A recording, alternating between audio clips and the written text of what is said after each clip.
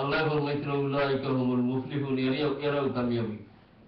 ওহি মিনাল আহাদিস হাদিস আবি হুরায়রা মাযকুর ফি আউয়ালিল বাব পড়ি দিছি। عن أبي هريرة رضي الله تعالى عنه قال لما نزلت على رسول الله صلى الله عليه وسلم एक आयत नाजिल হওয়ার পরে সাহাবায়ে কেরামে কিতাব পড়ছলা না পড়ছলা ওটা হযরত আবু হুরায়রা রাদিয়াল্লাহু তাআলা আনহু বয়ান করছেন। কোন আয়াত? লিল্লাহি মা ফিস সামাওয়াতি ওয়া মা ফিল আরদ ওয়া ইন তুবদু মা ফি আনফুসিকুম আও তুখফুহু ইউহাসিবুকুম বিহিল্লাহ।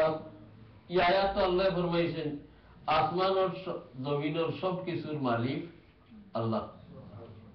এটা তো আসারও দাঁড়ানি তো আসারের তর্জমা করতে লাগাইছে মুসলমানের মাঝে যারা কিছু আলিম ইলিম আল্লাহ মুসলমান যেটা কমিউনিজমের প্রতি মাইলি গেছিল ইটা ও আয়াত দিয়ে দলিল দিতা যে কোনো ব্যক্তি মালিকানা নাই। আরো আয়াত হল কোরআন মিলে আছে লিল্লাহি মা ফিস সামাওয়াতি ওয়াল আরদ, আসমান জমিনের সবকিছুর মালিক কে?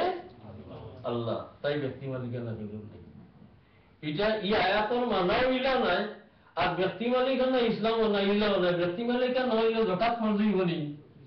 আপনার সম্পদের মালিক যদি আল্লাহর আইনে ওলাতে আল্লাহ এবার যাকাত চাই কি আপনার কাছে হজ আপনার উপরে ফরজ হইবনি। এটা নিজের খেয়াল খুশি মতো তর্জমা করা একদম ঘটনা কই আমি বড় আলিম মনে হয় না, এটা জানি না হইতে পারতো না। এক আলিম আসলা তাই কমিউনিজমের তাই তো ওটাও পড়িতা লিল্লাহি মা ফিস সামাওয়াতি ওয়াল আরদ। ইতানে আর কুরআন শরীফের দলিল দেন।